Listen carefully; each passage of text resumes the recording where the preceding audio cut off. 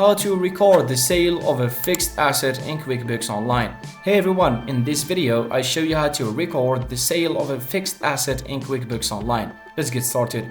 First, go to Settings, the gear icon, and click on Chart of Accounts. Here, locate the asset you're selling, and if it's not listed, make sure to create it by selecting New and categorizing it under Fixed Asset. Next, click on the New at the top left and select Journal Entry. Now, in the Journal Entry window, add a line item for the sale of the asset, debit the asset account for the sale amount, and credit the sales of a fixed asset's income account.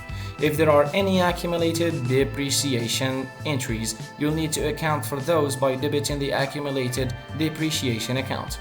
Finally, record the payment you received and go to the banking section and categorize the payment as income from fixed asset sales.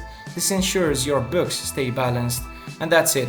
You've successfully recorded the sale of a fixed asset in QuickBooks Online. If this video helped, don't forget to like and subscribe. Thanks for watching.